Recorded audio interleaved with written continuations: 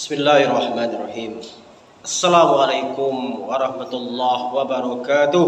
Waalaikumsalam warahmatullahi wabarakatuh. Alhamdulillahi rabbil alamin hamdan yuwafi ni'amahu wa yukafi'u mazidah.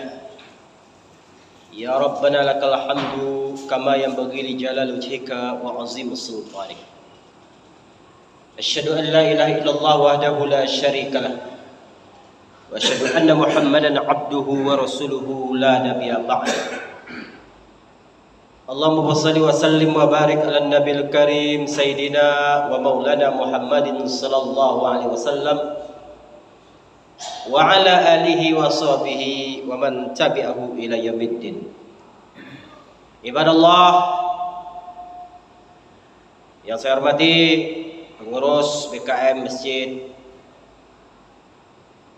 Al-Muhajirin BLI, Cerdik Pandai Alim Ulama, semua kita yang berhadir, jamaah i'tikaf menunggu salat Isya, wa anta tantaziruna shalah, kalian menunggu waktu salat.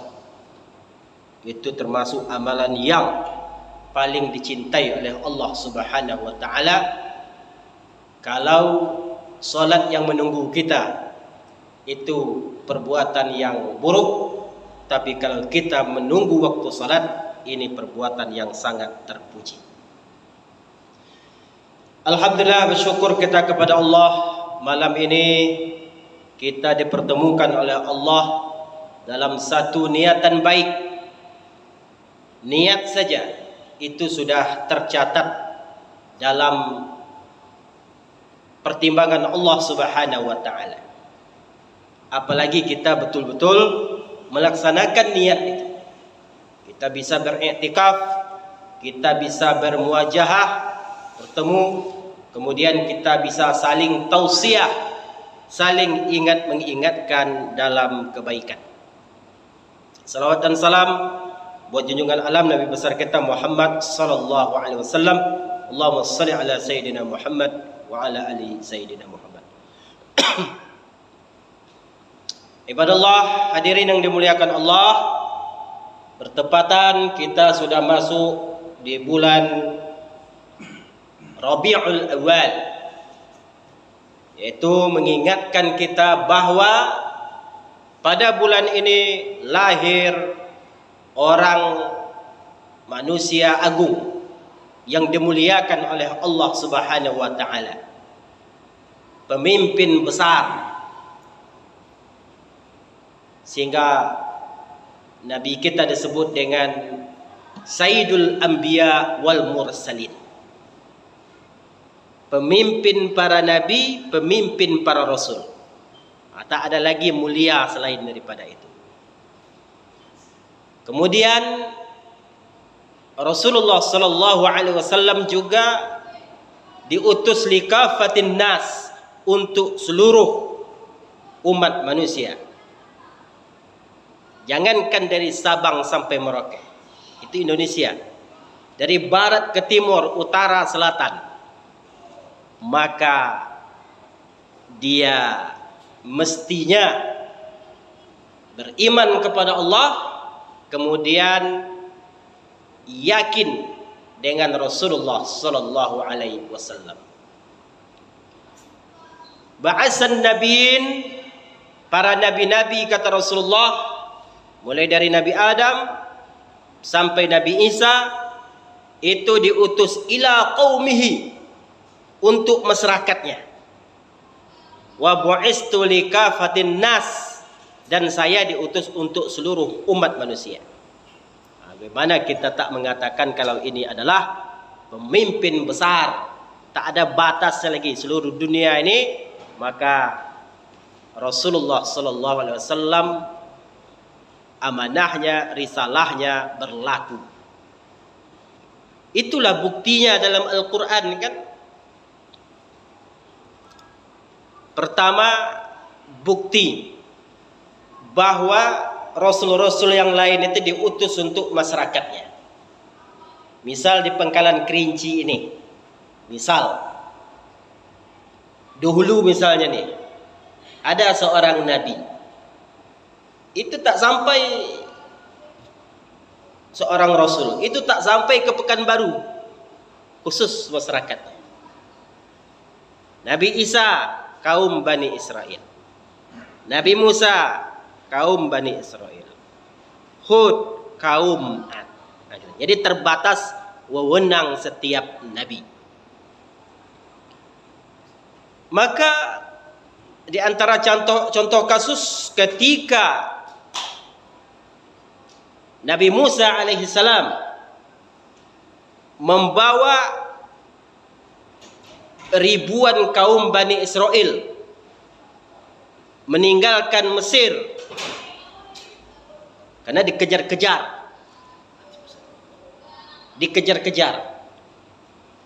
airnya dibawa keluar, lalu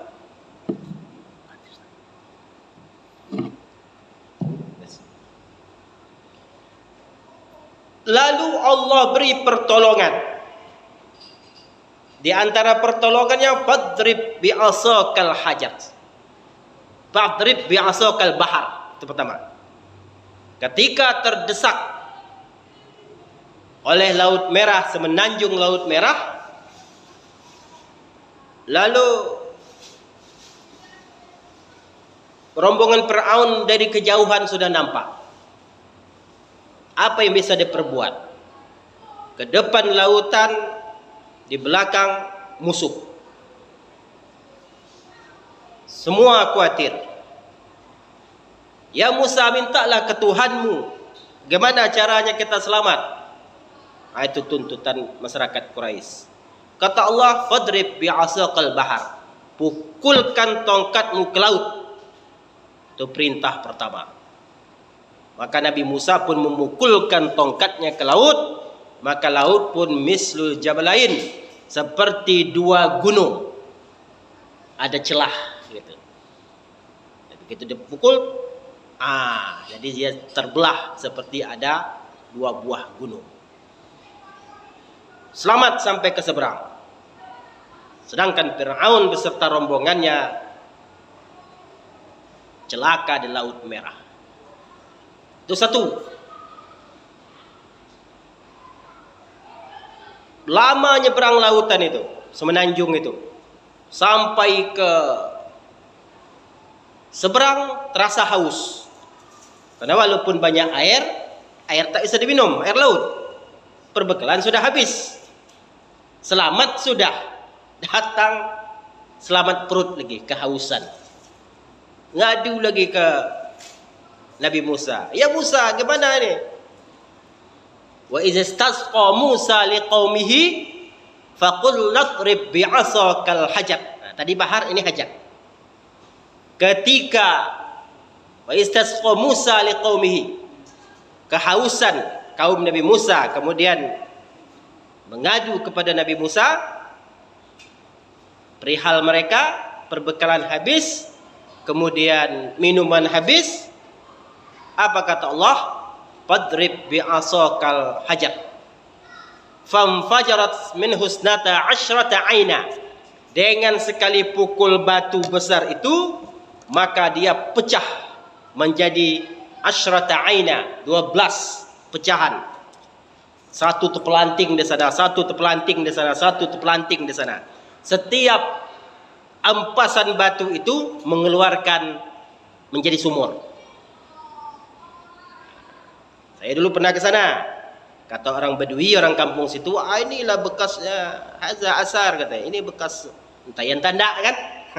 Tapi kata mereka begitu. Haza Asar, ya Fandem, kata. Ini kita tanya, di mana bekas ini penyeberang Musa? Ya, setelah Nabi Musa sampai ke lautan, dalam berita begini, ini ditengokannya, ini yang lain dah tertutup punya, tinggal satu ini, kan? Allahu a'lam. Famfajarat min husnata asyrata aina. Kemudian terpancar 12 mata air. Karena ini terpental di sana, terpental dua sekali pukul itu, berserakan batu itu. Berserak 12 tempat. Qad alima kullu unasim masyrabahum. Kemudian setiap kaum ini, suku ini, dari rombongan ini ada suku-sukunya, mereka minum di sumur masing-masing. Suku ini sumurnya, apa tempat minumnya. Fampajarat min husnata asyara aina qad alima kullu unasim mashrabahum kulu min rizqillahi kulu min rizqillahi wala tufsidu fil ardi kulu washrabu. Allahu akbar. Fampajarat min husnata asyrata aina qad alima kullu unasim mashrabahum kulu washrabu. Apa Ustaz? Ya, insyaallah ingat ya itu. Jadi setiap kaum, setiap suku dia minum. Lalu apa yang terjadi? Mukjizat Allah sudah ditengokkan. Selamat melalui Laut Merah. Begitu haus, nampak mukjizat, dipukulkan batu. Batu terpencar menimbulkan mata air 12 tempat. Kemudian diturunkan manna wa salwa. Manna wa salwa, hidangan dari langit yang isinya banyak tin dan zaitun. Manna wa salwa. Udah cukuplah seharusnya kan, cukuplah seharusnya. Lalu saking degilnya kaum Bani Israel ini, saking negil, saking ingkar, saking nakal, seperti sekarang lah keturunannya. Seperti sekarang ini Bani Israel.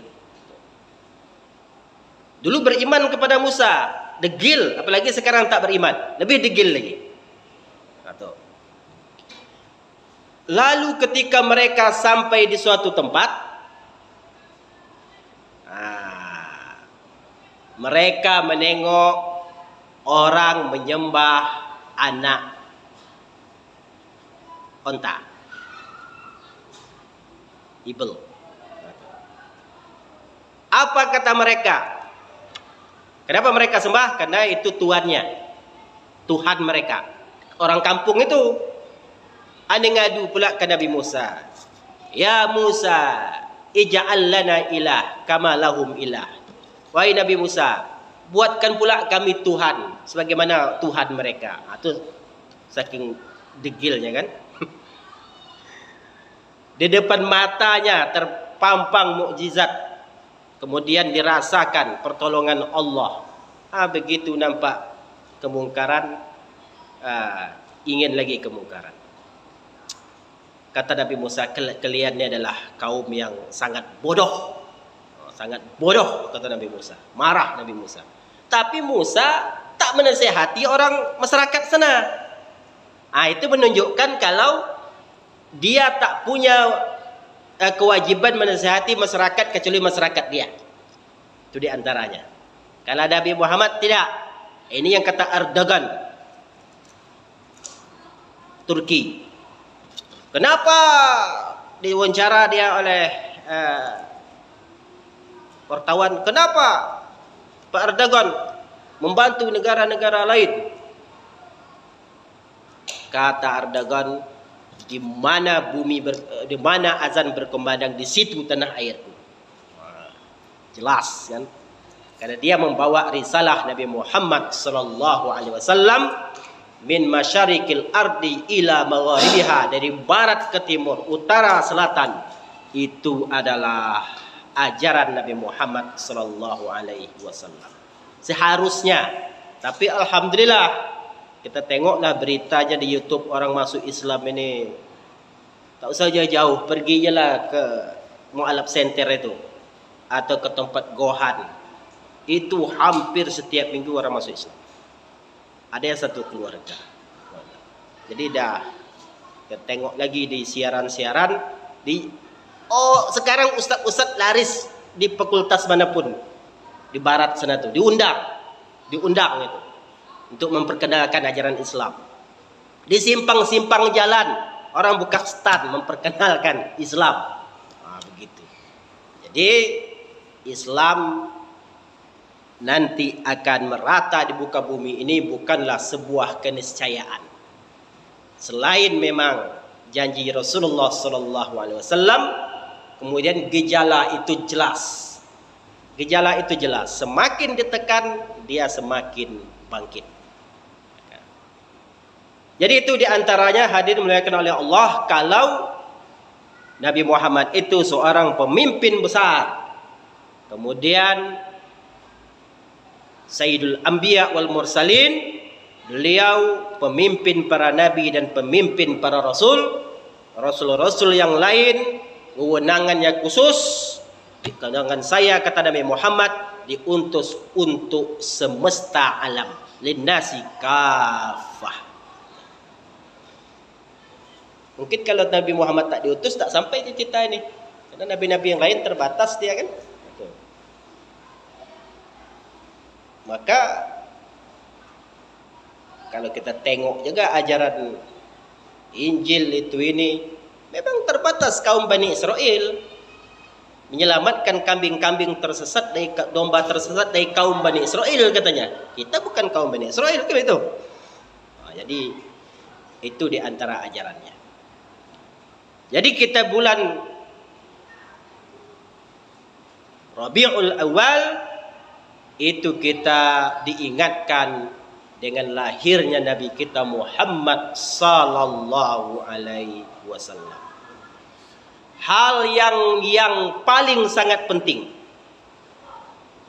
Tak kala kita teringat kelahiran Nabi sallallahu alaihi wasallam, perjuangan Rasulullah sallallahu alaihi wasallam, bahkan sampai dia ingin mau meninggal dunia lagi. Ummati, ummati, ummati. Kalau saya insyaallah ada jaminan masuk surga. Tapi bagaimana umatku, kata beliau. Itu risaunya, sayangnya kepada kita. Jadi perjuangannya sampai hayat. Bahkan nanti syafaat pada yaumul kiamah. Aja oyangan. Syafaat pada yaumul kiamah. Syafaat pertolongan khusus. Termasuk orang yang selalu berselawat ikhlas. Mengucapkan selawat kepada Nabi Muhammad.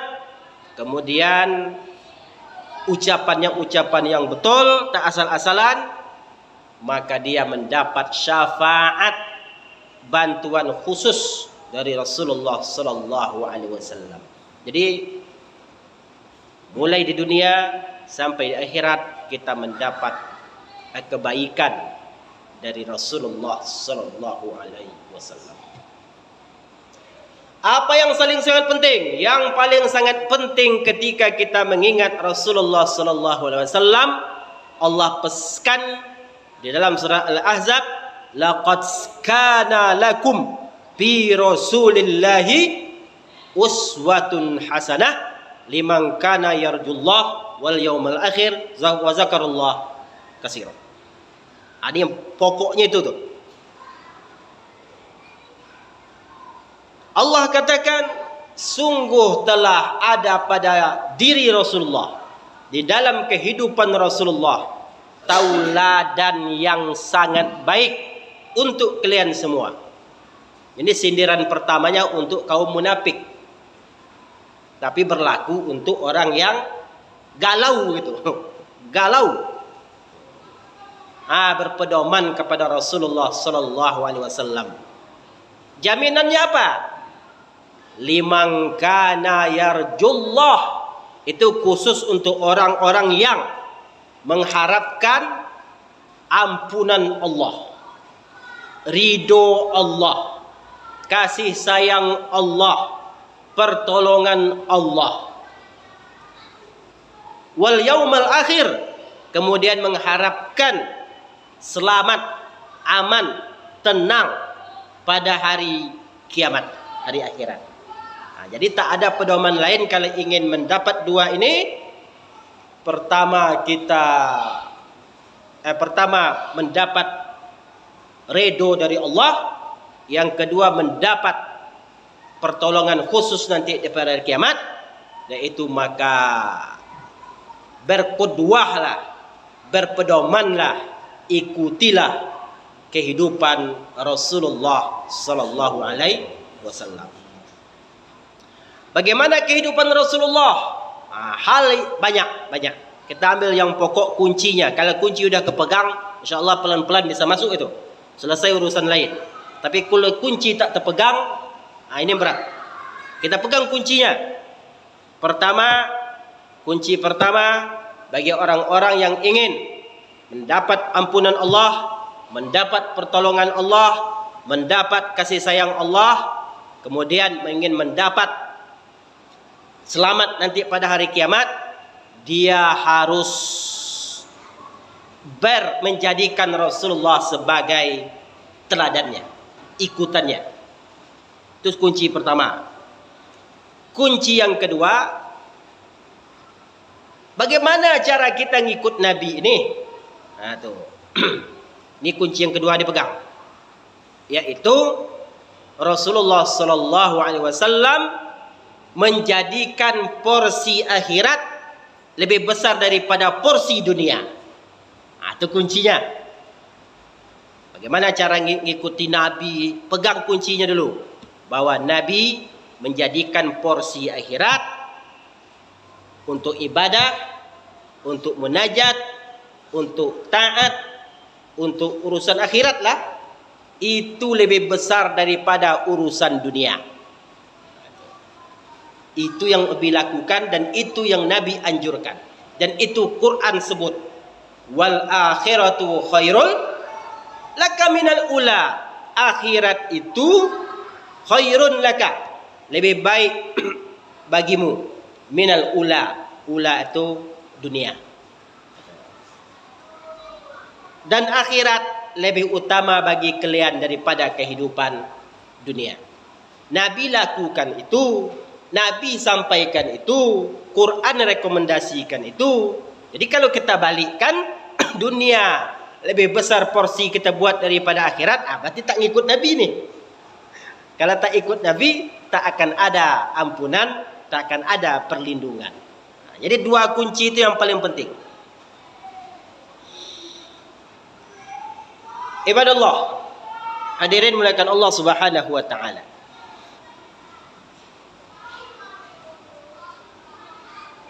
Bal yuridul insan liyufjura amamah. Dalam ayat lain lagi, ayat selanjutnya, watazarunal akhirah. Watazarunal akhirah. Kalian berlomba-lomba untuk urusan ajilah. Ajilah itu yang dikedepankan. Dunia berarti. Jadi Quran itu nyebut dunia itu banyak. Ula, yang pertama berarti dunia. Kalau akhirat ujungnya, ula akhirat berarti dunia. Ajilah dahulu, tapi ujungnya ada akhirat berarti dunia. Nah, itu. Jadi banyak Allah sebut dunia dalam bentuk kalimat yang lain. Jadi dalam ayat ini Allah katakan ajilah. Kalian menginginkan kehidupan dunia, wa tazarunal akhirah. Kemudian tak pula menginginkan kehidupan akhirat. Berarti terbalik dengan yang disampaikan oleh Rasulullah dan yang dipraktikkan oleh Rasulullah, bahwa beliau menjadikan dunia kecil, akhirat lebih besar. Tapi ingat, Nabi tak meninggalkan dunia 100%. Nah, jadi kalau ada orang, bahkan jangankan orang, sahabat. Jadi berbeda-beda pemahaman ini bukan zaman ini saja. Di zaman dahulu lagi, tapi Nabi yang mengadili. Nah, itu enaknya. Nabi yang mengadili. Kalau sekarang kita berbeda pemahaman, bukan mengadili, menghasut yang banyak. Menghasut. Akhirnya terjadilah kekacauan. Zaman Nabi tidak. Maka ada beberapa riwayat mengatakan Utsman gitu. Utsman bin Affan. Dia tak lagi mau apa-apa.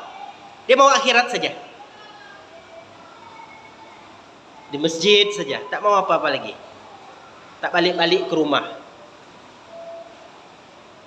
Diingatkan oleh sahabat, tak mau dia. Ambil dunia oleh kalian katanya. Saya akhirat saja. Lalu disampaikan kepada Rasulullah. Ya Rasul, ya. Ada sahabat begini. Katanya dia ingin mati saja lagi. Tak mau itu, tak mau ini. Dipanggil, suruh datang ke sini, kata Rasulullah. Datang. Dinasihati Nabi. Ya fulan, saya ini Rasul, Nabi. Tapi saya makan, saya minum, saya pergi ke pasar, saya menikah. Paman raghiba an sunnati falaysa minni. Siapa yang melenceng dari cara hidupku, dia tak masuk golonganku, kata Nabi. Jadi Nabi tak meninggalkan dunia, tapi menjadikan akhirat lebih besar daripada dunia. Itu yang kita ikuti. Berarti kalau kita sibuk bekerja, ada di kantor, ada di ladang, ada di rumah sakit, ada di sekolah, pokoknya kerja, lalu kita melalaikan solat, apalagi tidak solat, berarti terbalik itu. Berarti menjadikan dunia lebih besar daripada akhirat. Terbalik ini, tak masuk yang begini. Jadi dunia wasilah saja. Wasilah saja. Apa doa para solihin? Doa para orang-orang soleh. Allahumma ja'al dunya biyadi wala taj'alha bi qalbi. Itu rupanya doa ni yang diajarkan. Dan kalau bisa itu kita praktekkan, kita amalkan. Cara menghadap dunia begitu rupanya. Bukan menghindar, bukan meninggalkannya. Tapi ini doanya. Allahumma ja'alid dunya biyadi wala taj'alha fi qalbi. Ya Allah, jadikan dunia itu di tangan saya. Bahkan kalau bisa minta ini. Sampai di tangan saya saja dunia itu. Wala taj'alha fi qalbi. Jangan sampai berakar di hati saya. Masya Allah. Pangkat dunia, harta benda dunia, wewenang dunia, ambil tu, tapi sampai di tangan saja, untuk menebarkan kebaikan manfaat saja. Wala taj'al fi qalbi, jangan pula sampai berakar dunia di hati saya. Jadi artinya menghadapinya bagaimana? Jadikan dunia itu wasilah sekedar saja. Kalau bisa lah kita ini jadi orang hebat. Islam ini justru bukan disuruh jadi orang miskin, orang bawahan, tidak. Tengoklah dalam Al-Quran ajaran doanya. Wa ja'alna lil muttaqina imama. Imam itu paling tinggi kan? Imam. Ustaz Anwar Sadat di depan dia, kita belakang. Kenapa? Karena dia imam. Jokowi tinggi dia. Imam Umarok. Ada orang hebat, imam paling tinggi, tapi apa doanya? Diajarkan dalam Quran. Wa ja'alna lil muttaqina imama. Muttaqin itu paling bertakwa, paling hebat, paling tinggi. Doanya apa?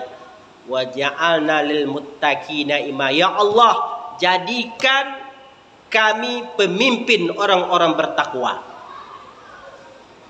Itu Islam mengajar kita kelas tinggi hakikatnya itu. Kita saja memprakteknya kelas bawah. Ada orang paling hebat, jadikan kami pemimpin mereka ya Allah. Itu doanya. Tapi begitu dapat, kaya dapat, jabatan dapat, sampai di tangan saja. Tebarkan wewenang yang banyak. Maka saya heran, kata Abdurrahman bin Auf. Kalau Abdurrahman bin Auf itu khusus orangnya itu. Karena dia didoakan Nabi. Lari dia dari kaya-kaya mengejar dia.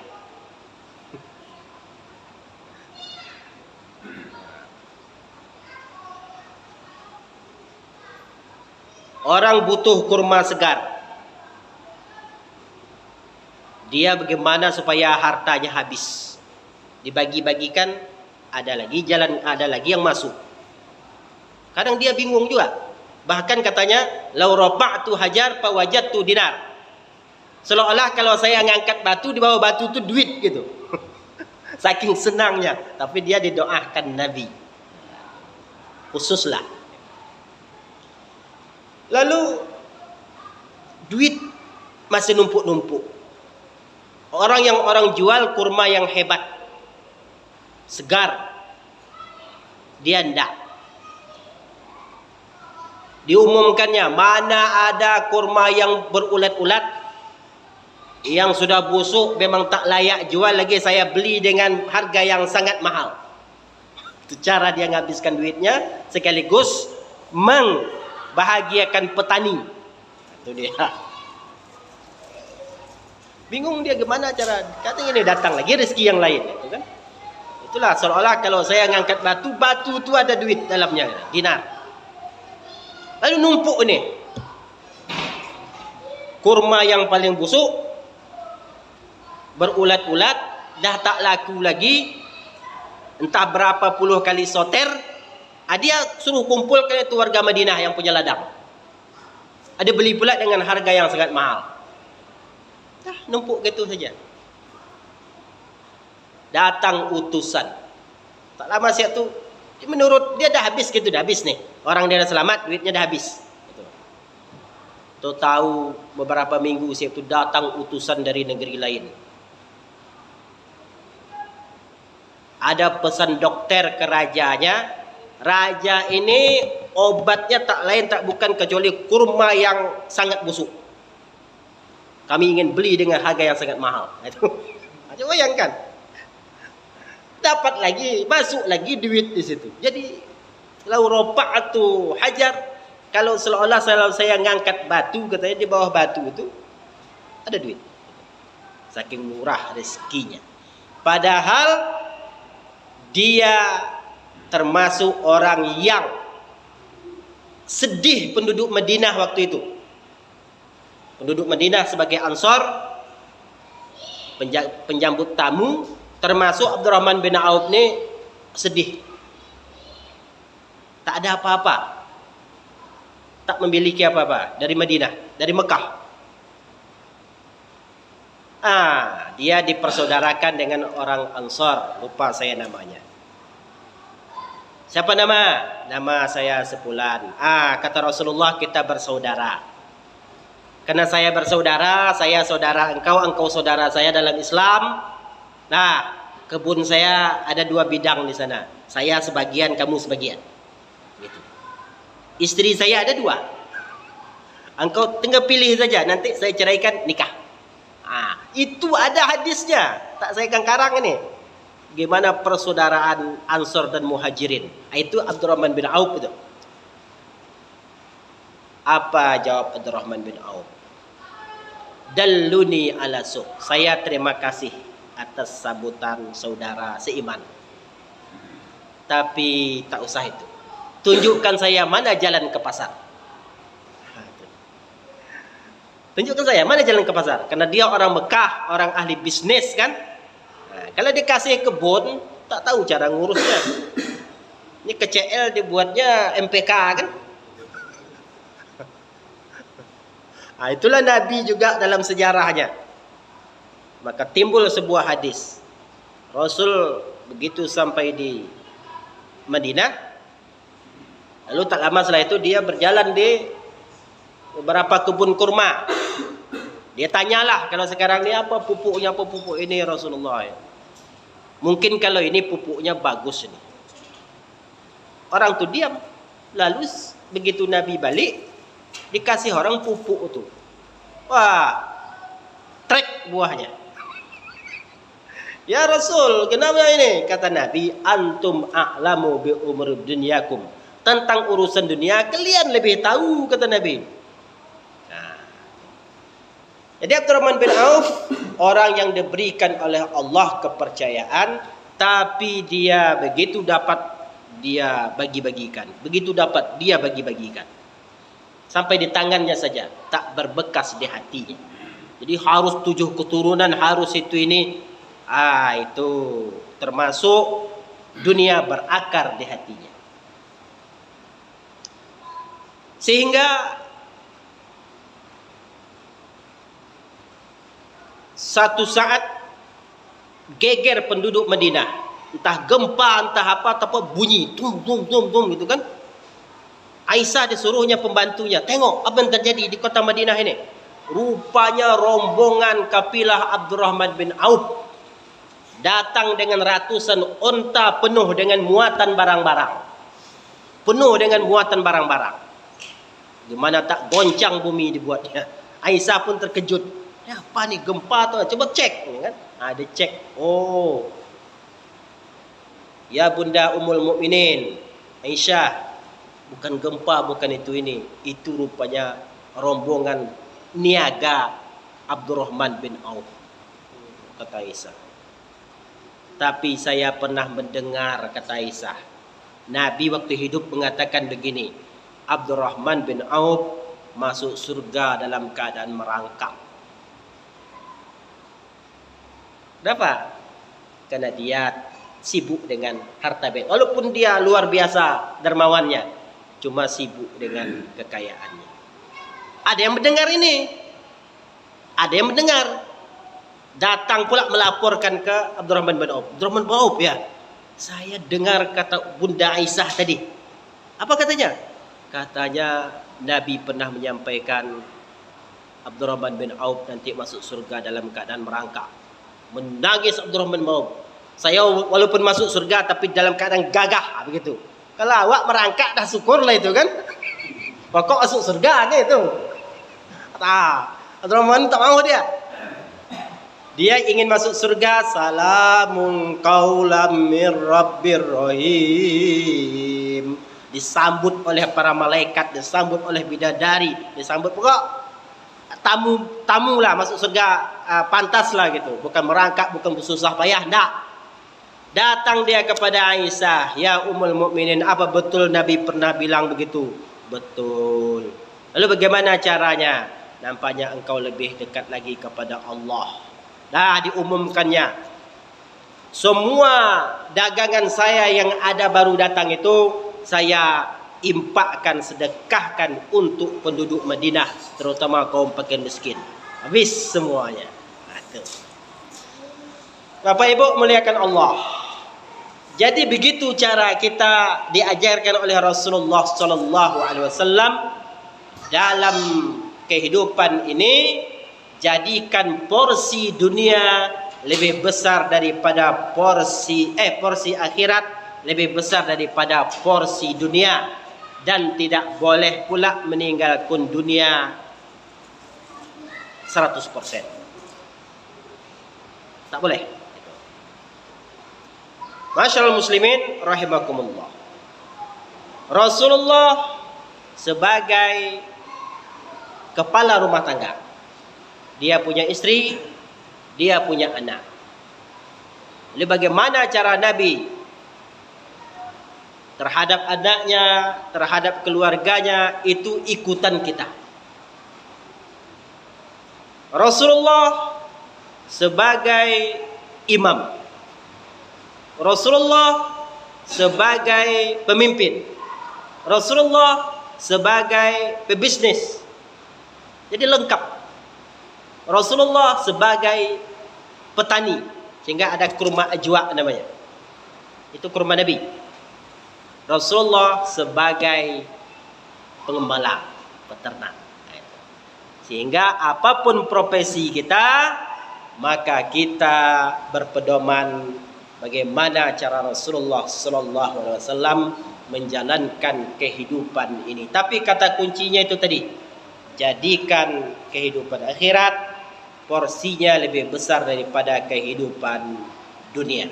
Kalau terbalik, berarti kita tak mengikuti cara Rasulullah sallallahu alaihi wasallam. La in syakartum la azidannakum wa la in kafartum inna azabi lasyadid.